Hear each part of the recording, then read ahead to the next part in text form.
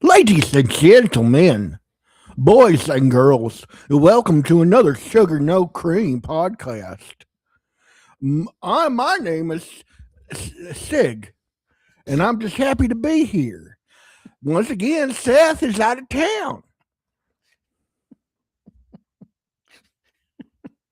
Sir, is there a problem? I'm just now meeting you for the first time. My name is Sid. What is your name? Sig? Sid. Sid. I didn't stutter. Is there something funny with the way I talk? Yes, there is. There's a funny. My mother never said I talked funny. Weird. Tell me nothing. Seth. Wait, Seth. I mean, Sid. Sid. Seth isn't here. Sid, you're a special boy. That's what my mama said. Well, Then she got ran over by a I tractor. hope we got sound, buddy. Somewhat. So, okay, we're good. We're good. Okay. It sounds like I'm saying something else other than Sid. Okay, we're good. We got sound. So, all right, that's we have done complete podcasts with no mic and no sound. We have done that, and so I'd rather take the chance to check it at the beginning. Not no sugar, no cream, no problem. That's the name of the last podcast. If you're wondering, you should check it out. Check out. It's a good podcast. There's a lot of history in that podcast. It was a good podcast. I just reviewed it and made the bulletin and such. And so Sid, how did you get on here? How did you get on? Still here. Oh, sorry. I went out of character, but forgot to take off the glasses. There's no magnification, so it was like, I forgot they were there. I could see. Sid, I don't know. I just started doing something. Because I think of Sid the Sloth from that's one of my favorite characters. He's got a lisp, and I just imagine him with glasses. He's got really big, funny eyes, big nose, and I guess I just imagine him having glasses. So Sid the Sloth. I guess that's what I was going for. Yeah. So this is number 73 of our 73. Podcast. Even and Tim said it wasn't. We have, isn't it amazing that an uncle and a nephew can get along long enough to do 73 podcasts? You're my uncle. We're related. You're my related. You're my lost uncle. I haven't seen you on 23andMe. It ain't true until I see you on 23andMe. Which is fun. I did 23andMe. It's pretty cool to look at all the numbers and such. There is numbers and such. What percentage? What was your breakdown? I didn't break anything. I just spit. What was your percentages of? It was a bunch of percentage, mostly German. What German and a little bit. I think French. I think mostly from my mom's side. I think it was German, right? It's mostly German. Yeah. And then supposedly, according to a lot of people, Indian or part American Indian. You had some Native American in there? None at all. So that's have you been told that you're Native American? No. But you have. I get it all the time. Yeah, you get it all the time. People so certain that I'm Native American, they say, "What tribe am I from?" I always thought I was going to see something like there was like a little bit of Saharian African, but that's more like further up northeast. So, but it's like 0.2%. Or what's interesting here are the races that I've been accused of being, not accused. Wrong term. My apologies. That I have been proposed that I am on because I put videos up every day of my music. Native American a lot, Italian, and Jewish. I've been said you're Jewish. People that are disparaging, that are anti-Semitic have called me Jewish, disparaging terms, and I'm not Jewish. So, so this is that part of the episode. All right, how did it make you feel? Well, nobody likes to have disparaging terms thrown at them, whether they are that of that that race or not. I mean, it should be eliminated. We shouldn't be disparaging other people based on who they are. You know what? Let's take this to the next level. Let me go right. What are you going to write down? me see here. I'm gonna ask you. I'm gonna make three blanket. I'm gonna make three statements, and you're gonna tell me how those things make you feel. The first one's, Tim, you are very smart. Oh, I accept that. I like that. Yes. Oh, just wait. Tim, you are stupid. I don't like that. Tim. Tim, that was a questionable decision. Now, of those three things, which one did you enjoy? Well, of course, the first one. Okay. Mm-hmm. And your problem with the second one? No one likes to be called stupid. No. Nobody does. But some people just got to own it. And the third one, that was a questionable decision. I consider the source. Well, I'm quite confident in my decisions. I'm quite confident in my decisions. So I'll tell you, if someone thinks that I made a questionable decision, I'm like, you probably don't know what you're talking about. Well, if the source is you and you're saying it to me, this is accurate 95% of the time. Maybe you should have this. I need a therapist. Guys, just go ahead and Venmo us. We'll start an account for my GoFundMe for my therapist. It's going to be it's amazing. GoFundMe is a phenomenon. How long is GoFundMe? That's a platform, and I think the general category is group. What was it called? Group fundraising? Yeah. Maybe. I think that's by far the biggest one, but I know there are other sites. A couple ones, and they have a couple different little rules. I think one of them, like, if you don't reach it, like they won't. You get none of the money. None of the money or something. Yeah, you don't get any of the money. Maybe that's how you set it up too, or whatever. But it's amazing. You have to reach your goal. You have to reach your minimum goal to get funded. But I mean, that certainly didn't exist? When did that start? Certainly 20 years ago. I don't think it existed in 2005. Usually we have to say what's double the number, things. then we added 10 we double years, it, or we add 10 years. Yeah, that's been a rule of thumb. But Tim, I think time goes so fast. You already added your 10 years. You said 10. 2005 is what I'm going to guess. Sounds, when did crowdfunding? Crowdfunding. That's what it's called. Crowdfunding. Yeah, that's the category. When did? Which I mean, I feel like it's probably been long, but the first time a website has ever done it, like, yeah. I mean, like, even like, I mean, I feel like church is where it's really started. Like, if somebody had a need or something, I need to be looking at. I need to be looking at the comments. My apologies for not doing that. But what was the main one called? It says we're not live. I thought we were live. Oh no, now we're live on Instagram. What the heck? Crowdfunding. What's the name of the one? The one that you just said. What's that website? GoFundMe, right? Is that it? GoFundMe? That's not the one we used, though, was it? Is that another one? GoFundMe.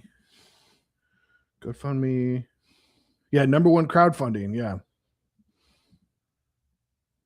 Start date. All right, we're trying not to have too much downtime, but yeah, 2010. Okay. Exactly. Yeah. So what? So I was 5. Yeah, I had it right. 15 years ago. Yeah, pretty close. Yeah, it's pretty good. And then they probably just take a small percentage. Just like, gosh, I hope it's what? They might take 15%. They might take 15%. No, definitely not. Only 2.9. Oh, really? Okay. Plus 30 per donation. But the 2.9, that's basically covering your credit. Plus how much? 30 cents. Oh, 30 cents. 30 cents. Which is completely reasonable because you're going to have probably at least 2% charge on your credit card. Like there's going to be a credit card fee. Yes. So that's So really, they're probably just making 30 cents is what their cost is, probably for the most part. But I mean, being the number one makes a big difference. So.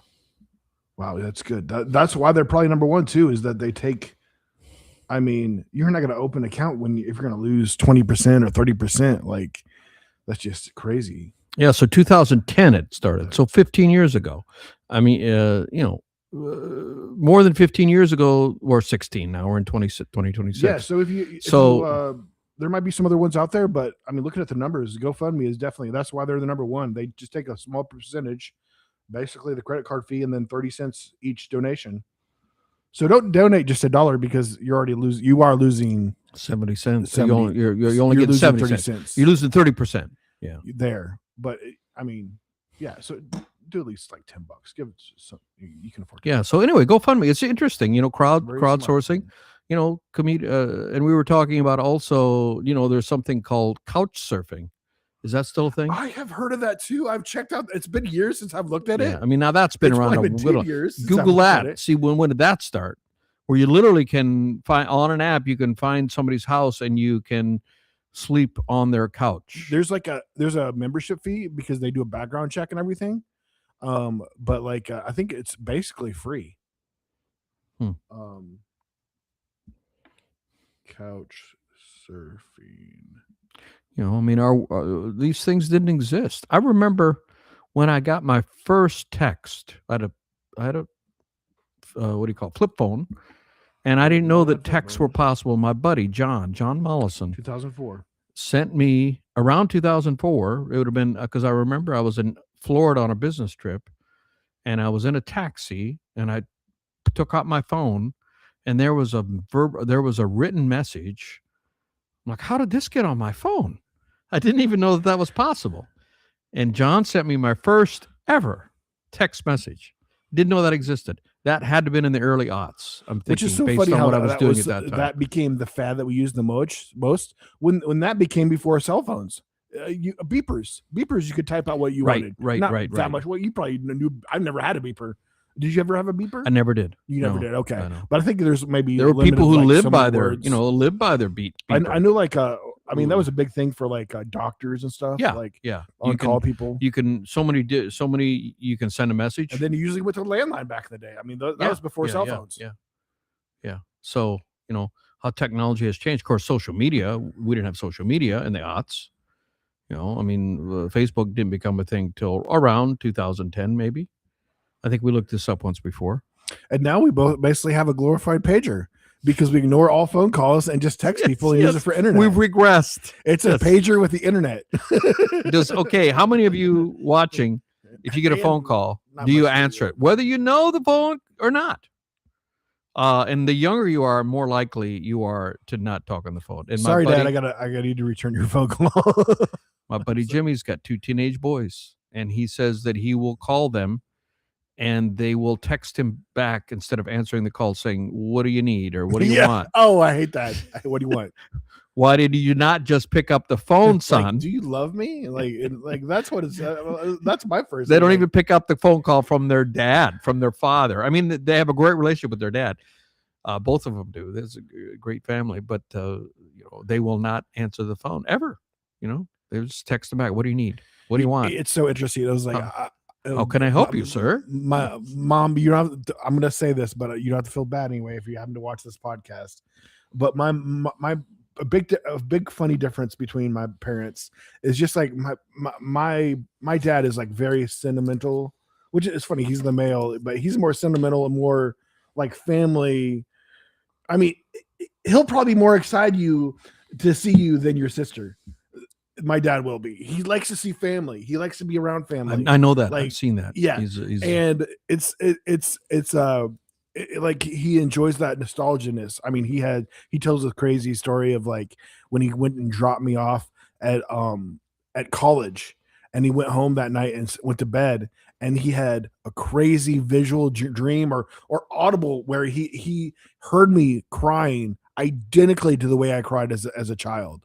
He was just like, oh, my boy, I was like, oh, how fitting. You just dropped me off at college and then you have something traumatic. Were you crying in real life or were you happy? No, I was having the time of my life. Having the time of your life. I'm free. I'm in college. I'm making new friends. All the barriers are gone. All the shackles have fallen off. I can do whatever I want. That's how you usually feel when you move to college. YWAM was very much like church camp. To kind of experience, and then I was getting that kind of experience. It was awesome. We did dorm with other kids, like-minded people, and wanting to serve the Lord. It was an awesome experience. Yeah, that was. And then of course I loved church camp. I mean, it's not for everybody that environment because, especially, I mean, it's just general. Not everybody can do the whole dorm thing be like because ours was even different. Ours was it was like an old barn and it had a bunch of bunk beds in the main area. So we were all, it was almost like our army in a way. They kind of changed it up since then. They split it all into rooms, and for the most, I think you'll have like one roommate. But I kind of only had one roommate when I first went there because we had such a small school. But then the next semester, like we were in the big area, and I had like a number of different roommates. So, but I enjoyed it. I thrived under that environment. I love that kind of camp kind of feeling, and playing like the old frisbee. What was it? Ultimate frisbee, which is really, but it's just turned to the sport. People get paid for playing ultimate frisbee. It's like, have you ever heard of ultimate frisbee? It's basically a cross between frisbee and football, where the frisbee, you catch the frisbee and then you can't move. You can only take one step. So then, like football, it's unlike football. Ultimate frisbee is continuous. So then you have people, defenders in your face, and then you have, I think, so many seconds to like throw it again, and whoever you throw to has to catch it and then stop right away. So you're trying to make the end zone so the ball can get the frisbee can get intercepted and everything, and it's so much fun. It's like it's like playing frisbee on steroids. It's like it's a blast. But that's one of the main things we played. And then I got introduced to drama, and that's where I got into acting and stuff and theater. So yeah, but yeah, we were talking about something. But yeah, oh yes, we're talking about crowdfunding. About my mom, and then got so left field. This happens on No Sugar No Cream. No problem. I'm just adding another line to. We should make. Well, I just named the last podcast that because I said that goofing around. Should we make T-shirts with no sugar, no cream, no problem? Oh, that would make a good T-shirt. That would be cool. Yeah. But anyways, I was just gonna say, whereas my mom is just content with what she's doing. She loves Pokemon hunting. Maybe she's busy. She'll probably ignore my phone call before my dad would, by far. I was talking my dad up, and then my mom's ready to go, and they're going to dinner, and she's not saying anything the whole time. And then all of a sudden, we'll talk to you later. Like she's ready for us to wrap it up because she wants to go to dinner. Basically, she doesn't say anything the whole time, and like, talk to you later, honey. She's a driver. She's a driver, like I am a driver. Yeah. So love you, Mom. You crack me up. Oh, she's so much fun. And I probably will make my nephew's eyes glaze over when I talk about this, but I learned this when I was in sales training at DuPont. I was a salesperson for DuPont Technical Sales, and I may have discussed this on a podcast, but you can never discuss it too many times. Never have it. What is this place called, DuPont? No, it's great. It's always, and it's okay. We were taught the 4 categories of customers that you have, and none are better than any others. They're not personality traits. They're how you interact with each other. And I found it, I know there's the Enneagram, and I've looked into the Enneagram, and to me, the Enneagram itself, well, I don't want people that love the Enneagram, and to me is not as useful as like you're at a 4 or a 6 or I think that's what the Enneagram is. I'm not and then there's ENJP and that one, I don't know which one that one is. I have found this one to be so usable, and I think about it every day because I can think about how people will react to things. And the easiest way to describe it is what each person wants to save. A driver wants to save time. I'm a driver, very time focused, and my nephew says that I have Timpatience. What is the definition of Timpatience, nephew? Timpatience is Tim not having any patience. So is it another level above impatience? Yes, Timpatience. So drivers tend to be very time focused and to want to save time. And so we were taught as salespeople, when you go call, if your customer is a driver, when you walk into their office, you're making a sales call and they're not going to be happy to see you. You're not family. You're interrupting them. And so you start pitching the driver before you even sit down because you're only going to have so much time. And the opposite of that is the amiable, which your dad is amiable. Amiables are about saving relationships. and they will martyr themselves even to save a relationship. And if you go into Amy Will's office and say, before you start pitching, before you even sit down, they'll be offended. They want to build a relationship. You sit down and how you doing, how the kids, how's the golf game, et cetera, whatever the topics are. And then maybe 10 minutes in, you then bring up, hey, I got this new product or whatever it is you're pitching. And then you got an analytical, and they want to save face. Everything, they're very analytical, and they want to have everything perfect. Thank God for analyticals, because they're usually the only ones who read the manual. Drivers don't have time to read manuals. We're always focused on time. So analyticals make it perfect, make it better. And they usually want to save face. They're very connected to getting it right. They want to be right. And then you have expressives, which my nephew's an expressive. An expressive has a lot of great qualities, the life of the party, but they want to save effort, typically.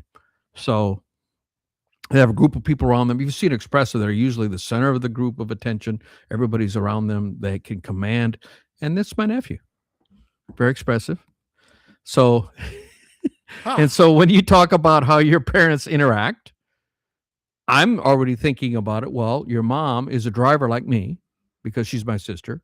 My dad was a driver, and she got that characteristic, and we're time focused, and we're not as interactive. Although then you have a secondary characteristic.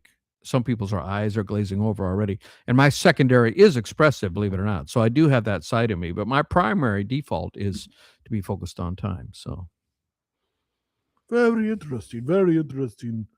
Feel my knowledge. My head is expanding. Knowledge is increased. And yeah. So, and there's a lot more to it. Like, what's the backup style? How do they react under stress? And we were taught, like, if there's a kid, because we had these personalities when we were kids, and if your kid in the grocery store, and you want a candy bar, and you're with the mom, and I should look at the comments. I don't know if there's comments here, and you want a candy bar. Mom says it's too close to dinner. You can't have a candy bar. Well, the driver will say, fine then, and be autocratic. The backup is be autocratic. Either buy it themselves or put it in the basket, hoping a mom won't see, or steal it even, depending on their morals. Well, the adult would buy it itself, I would say. If the kid is an expressive, the first thing they'll do is they'll throw a fit, trying to embarrass their mom into getting the candy bar. The amiable wants to save relationships. They will say, they'll martyr themselves. They say, okay, I guess I can't have a candy bar. All right, role play. All right. Now, and one more, analytical. They will give you 5,000 reasons. They analyze. They have the facts. They say, but I have been a good boy for 2 weeks and I haven't had anything all afternoon. Give you, all right, let's find out which one I am. Okay, you're the mother. I'm the child. We're going to Walmart. We're going to the candy. Okay, all right. Action. Mama, can I get something, Mama? No. Oh, you can't. Mama. Okay, we Mama, we don't have time. Can I tell you something, Mama? Yeah, go ahead. All right. Well, first, don't lie to me because I know we have time. Mama, I've been a good boy. Okay, so you're an analytical. Okay, I'm getting. You're trying to reason with me. C's and above. Okay, giving me reasons. Analytical. I haven't beaten my brother in 3 days. Yeah. Okay. Well, you do have a point there. And if you give me this candy, I won't make a scene. Ah, okay. So I would say it's in your best interest. It's in your best interest. You seem awfully mature. How old are you now? 3 years old. 3 years. You're awfully intelligent and have an incredible negotiating skill for 3 years old. Thank you. Are you a genius? Are you a genius? If you have a problem with the way I'm acting at all, please just tell my Uncle Tim that I've been misbehaving and it's all his fault, okay? So give me that candy bar. All right, we probably lost a bunch of viewers talking about that. My fault, not you. Your skit is good. My no one wants to hear about personality traits. Probably. Apologies if you're still with us. So Seth, take over and give something interesting. Talk about something that they might be interested in. Not my boring stuff. Whistles were created in 1785. No, I have no idea. How about sports? How about the game last night? How about that, huh? Indiana. Yeah, Oh yeah, the college championship. So now what? The last 5 years has it been where it's not just bowls? They have like the top so many teams do a bracket, which is nice, which makes it fun. So you had number 10, the playoff. I mean, definitely by far, Indiana was favored to beat Miami. But then Miami had a home field advantage by somehow. How did they do that? Well, the bowl was all rescheduled in Miami. That was what happened. Wow. Oh, okay. They had little. It's like chance. Sometimes Super Bowl a team plays in their home. Just get lucky. Sometimes they could just get lucky. But we could research. I bet it's happened less than 2 or 3 times in the history of the Super Bowl. Very true. It's very, you would think it's super more uncommon for a championship. But I guess you're only going to be in those certain. You're going to be in those big. In those schools, because this is going to be the highest level, Division I and all that. But yeah, so it's Miami, who is number 10, going to play number 1 Indiana. Indiana hadn't lost a game all year. 16-0, baby. 16-0. So that coach had just come in and turned around that team like in one season, which is crazy. Like, I guess they sucked last year. That's what my buddy Jimmy tells me. He's from Indiana, and he was really following this with great interest. And he said, we need this because, the Colts were doing quite well until they got a whole bunch of injuries, and they fell off the playoffs. And then the Pacers, they were in the finals, NBA finals last year, and then they're 9.5 games out of even the play-in term. So he said, we need something to work. And he was saying that we need the Indianapolis to win this, and they just dominated. I mean, it was a little close there in the end because Miami started coming back.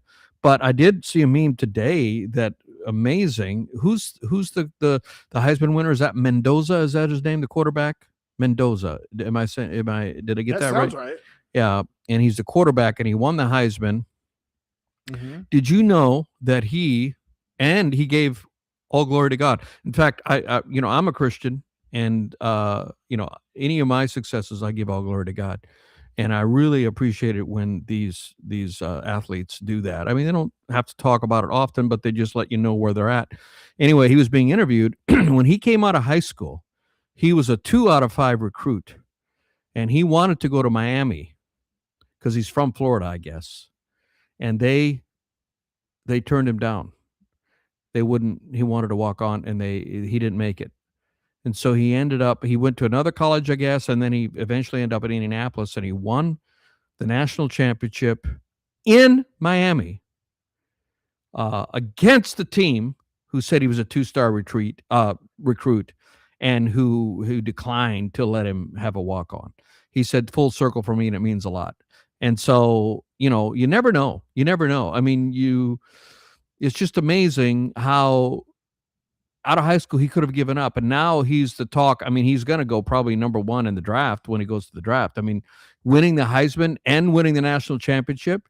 It's only been like a handful of times, like 5 or 6 times, I guess. I think it's that the winner of the Heisman won the championship. Yeah, so that's pretty awesome. And they were 16-0. How many times has that happened? I mean, this is a unicorn type of a season. And the year before they were horrible. So all of those things together, this is like a Cinderella story. Still a great game. Ended up being so much closer than anybody thought. Yeah, it still came down to the last drive. It ended up being a pick there at the end. But it was expected. There was a 7.5 point favor by Indiana, and they won by 6. And they won by what's this? 6. They won by 6. Oh yeah, because a touchdown. They had two field goals. Yeah. It was at the end. 2 field goals. They had a two field goal advantage, and they picked the game off. But then the guy didn't try to run it.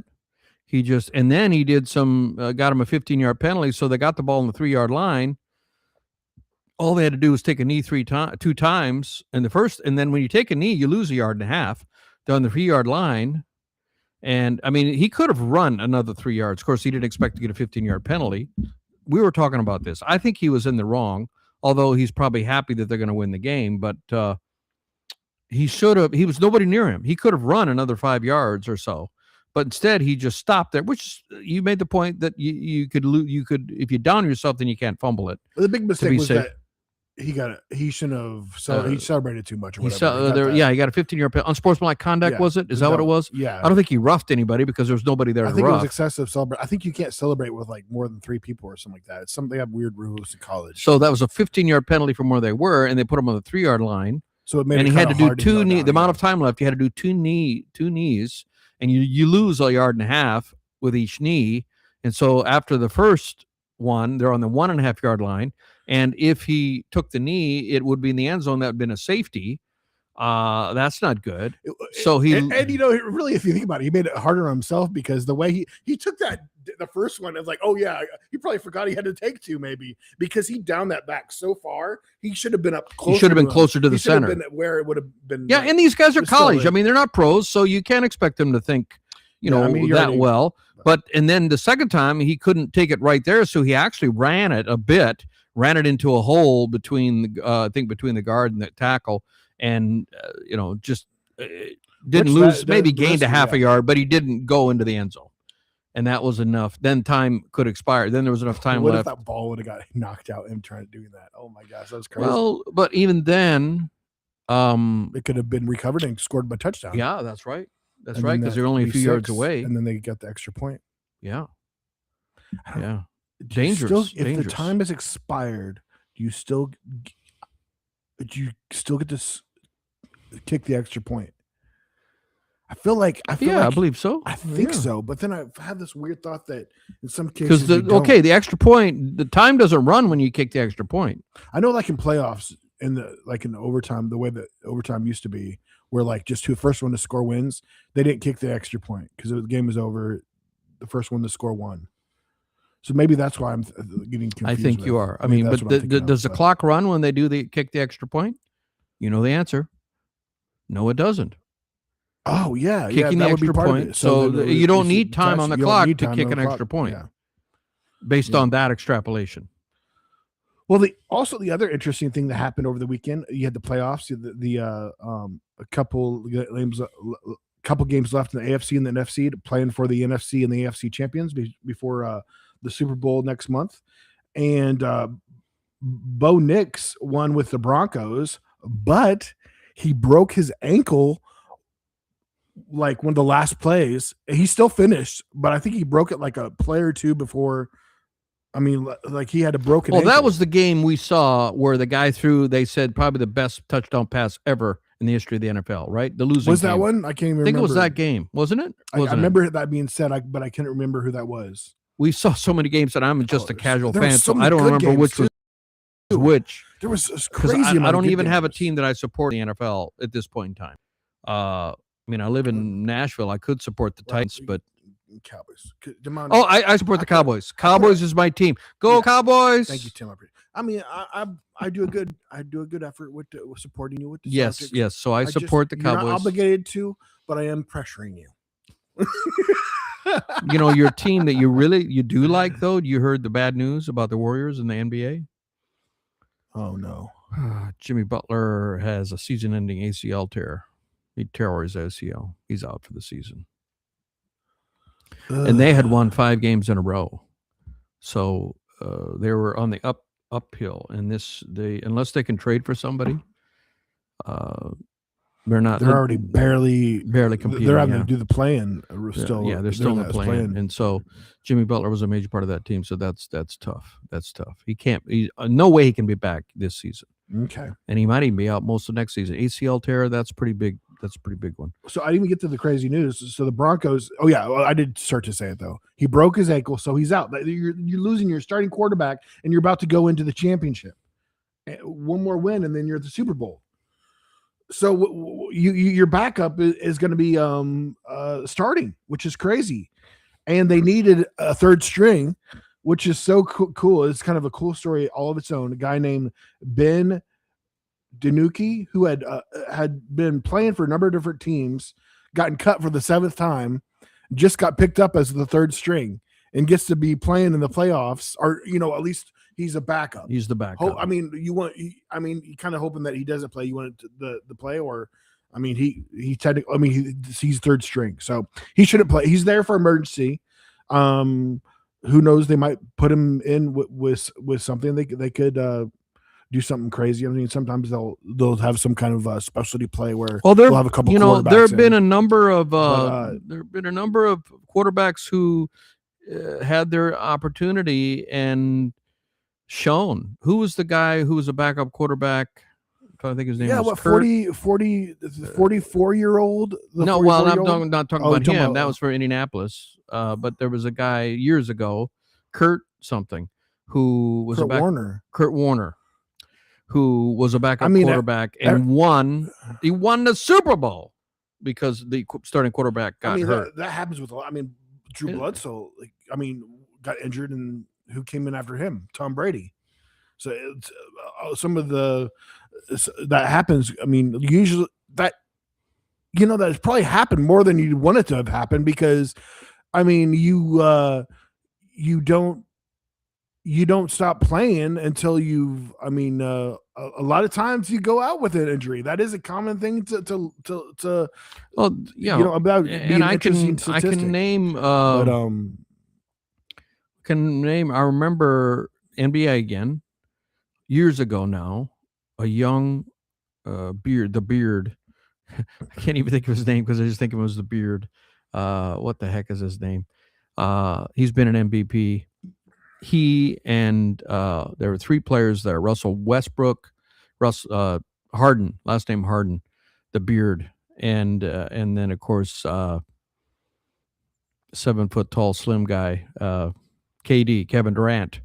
All three of them were in Oklahoma City at the same time. And James Harden was sixth man. He was sixth man. He wasn't even starting. And he demanded a trade. He got traded. And then the next year, he just exploded. I think he definitely started. And I don't think he was MVP, but he was, for being a sixth man to being incredibly huge, it was a big deal. And so sometimes you get your chance. Does that mean that the people who are coaching and choosing who gets the slots are wrong? I don't know. I mean, it's really hard. Oh, wow. Please come home to Ireland. Amy, thank you. And we do love Ireland. Rojo Rory, thank you so much. Great guitar player. Thank you so much. I appreciate that. Really, I do. I mean, just being honest, I get more hate comments than I get positive comments. So when you say that, it really does mean a lot. Thank you. Anyway, go ahead. I think they designated a farm from Russia to your social media. If you get more hates, you should not be getting more hates than. Well, people don't tend to, right? People don't tend to comment. I mean, just like if you get reviews, if you get comments under reviews or anything, restaurant or product, whatever. Oh my gosh! People don't comment if it's a great product. They only comment if they're upset. I mean, it's just human nature. Yeah, it's human nature. So I get that.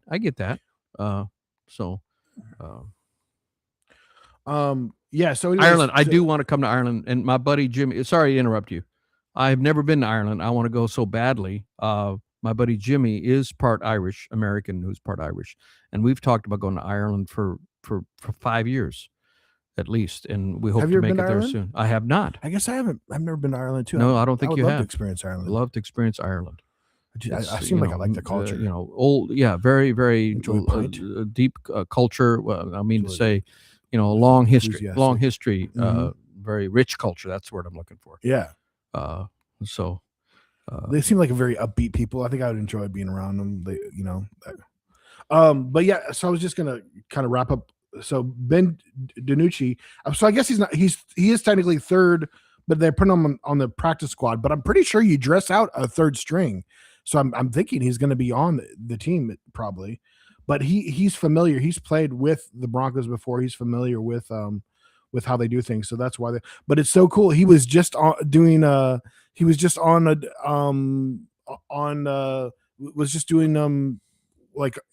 Network or something. He was doing commentary, and he got pulled back into the NFL. So, and last year, and last year he was doing XFL, I believe, and he originally played for even the Cowboys years ago, but still fresh. He played as soon he got cut this year or last year. He was the last time he got cut, so I think it might even been this year. And so very exciting for him. So hopefully that, if anything, that turns into something else. I mean, goodness, just even a third, or especially, man, there's guys that make a crazy living just their whole life being a backup to somebody, because that's an important job. You got to be.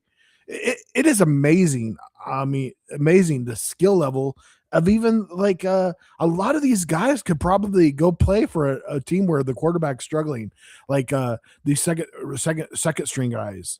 I mean, I remember the Cowboys when their starter got hurt and the second string and I felt like he was just as good. He won like 3 or 4 games in a row while Dax was hurt. And Dak.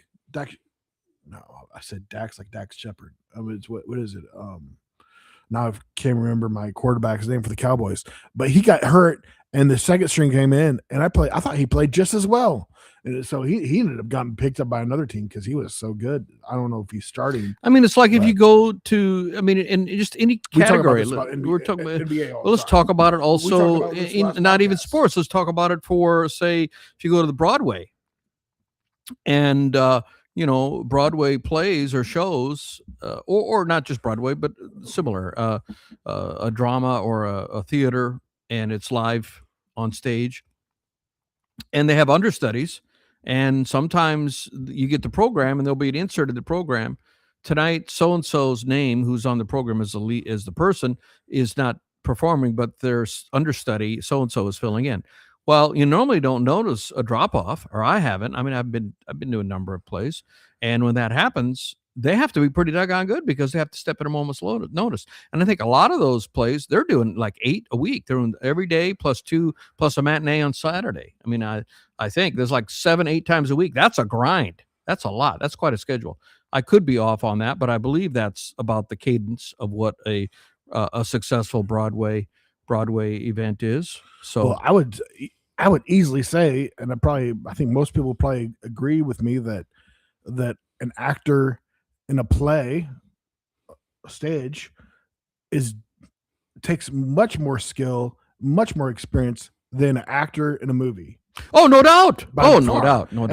And by far, which is so funny, movies are so much more popular and more faces and make so much more money. So much more you can make good money on Broadway. You can make good money, but you're going to make much more money in the movies. And for a couple of reasons. I mean, like the movies can. Well, you can do endless number of takes. You can have somebody. What's that? Yeah, and if you have a good director, they can literally. I got some experience doing production. Then we filmed some scenes, and man, my director had me do this certain line over and over because I kept on saying a weird way. The way if I emphasized the wrong part of the word. Okay. And he just had me do it over and over again. And real directors will literally do that. You can take any skill level for the most part. If you're a good director and you have somebody that is able to do what is told, and they can pull that acting out of you. You can't do that to an extent you got to be able to memorize all the lines. It takes a lot of longevity. I mean, of course, you are even putting more hours in with acting, but there's a lot of downtime too. Well, it depends. It depends on the director. You got directors who do like. Go ahead. I would just to wrap up what I was saying. Now, the big plus thing about being an actor, where you need to have a certain look. The look you have is always more important because the camera's going to show every pore. Being an attractive person is good, but then there's that it factor with actors, being able to deliver the lines. Yeah, anybody can get you to do it some way, but man, there's certain levels of like acting that like it just comes through, and it's so much more real than I even feel like than production. I feel like. With a stage play, it's put on. It's put on to an extent, and everything has to be exaggerated. As real. Everything is exaggerated because it's hard to see the details. Not with movies, in a movie, you can do a close up, right? Yeah. You can do a close up, like you said, every pore, but you're not doing a close up in the theater. And everybody in the theater, you want them to have the same experience, and so you have to project, right? Didn't they tell you about projecting? Yes, you have to project, and so the person in the back row has to get the same experience, and you have to over exaggerate all your movements because you do a small movement like in a movie. And again, that's why it seems so fake. Yeah, because you can subtle. Some of the best acting that is done without the great actors don't even need to say a line. They do it all with their facial expressions or their facial movements, or there are great actors who can tell so much without even really saying anything. You can't see that from the theater. Yeah. Even if you're in the front row, it's going to be hard for you to see that. I mean, if you're in the back row, you ain't seeing that.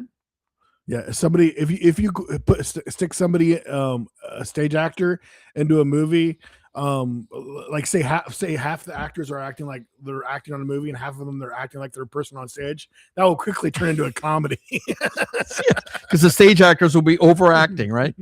Over projecting and everything. Tim, we have to go stop the bank robbers. Let's go. Almost. And scene.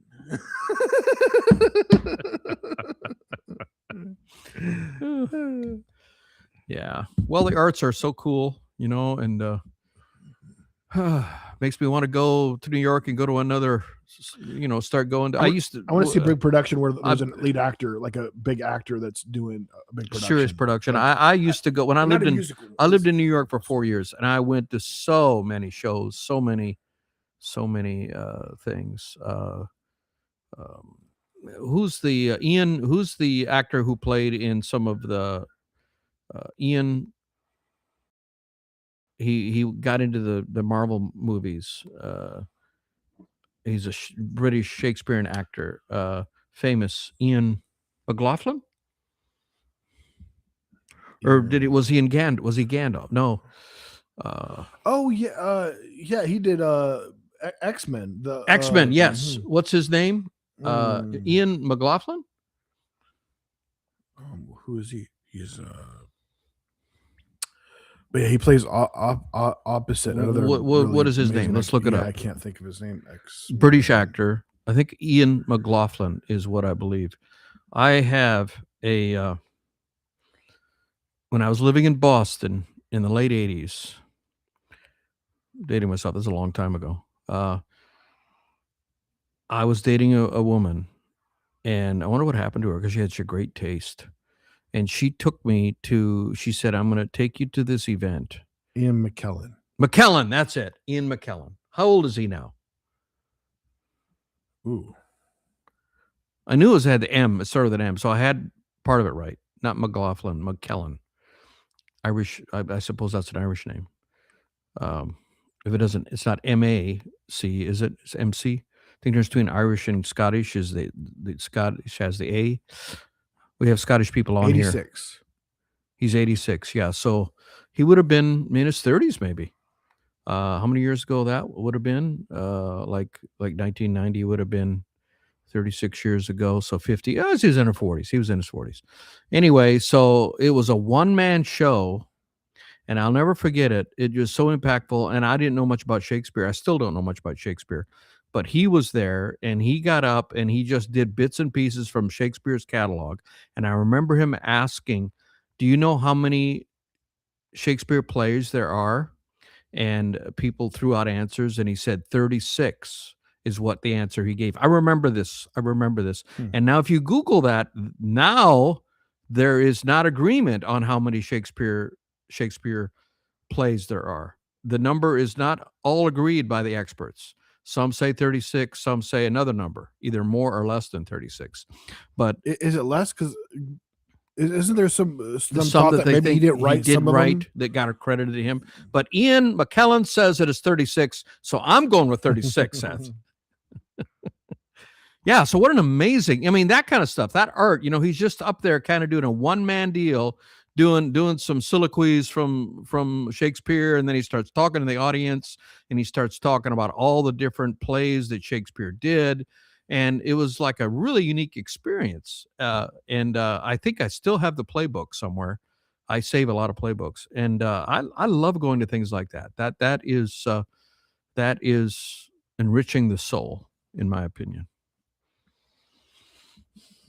Ian McKellen. Mm-hmm. Does Shakespeare, I think is what it was called. Yeah, some people say 37 to 38 because there's a debate of lost work and debated collaborations. I'm doing it with other people, yeah. But then it says, yeah. But apparently in the late 80s, 36 was the number because that's what Ian McKellen said. He said 36. The first folio, yeah, folio in 1628 contained 36 plays. Okay, that's where the 36 comes from. Probably. Mm-hmm. I mean, we cover it all here at No Sugar, No Cream, no problem. Yes, we cover everything. Everything from sports to personality descriptors to Shakespeare. What other podcasts could you possibly? We should open up a coffee place. What other podcasts could you possibly have so many deep conversations? Yes. Oh, wow. He is Irish. Okay, thank you.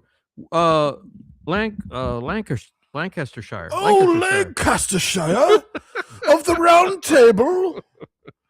Yes, good sir. Thank you for your so comment. much. Yeah, sir. He's Sir Ian McKellen now. Yes. Oh, yeah. I was going to say that. You son of a gun beat me to it. Oh, clever listeners we have here at the round table. That's not so round.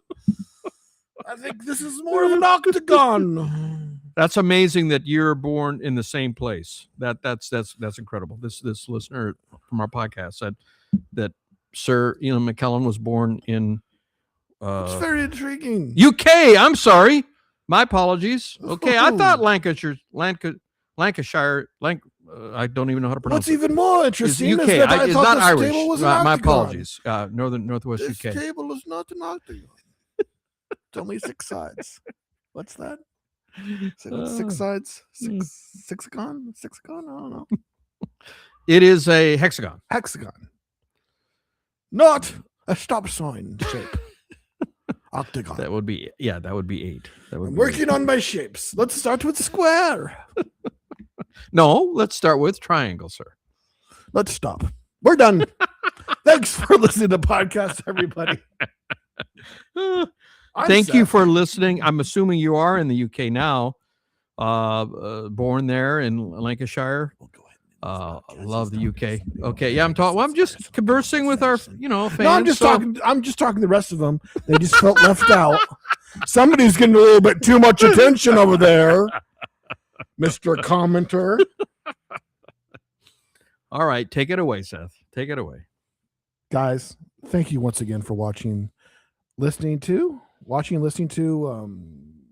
scratching your head to. No Sugar, No Cream podcast. This has been episode 72. We will see you next time. Yes. Bye. Yes. You can only hold it for so long. Not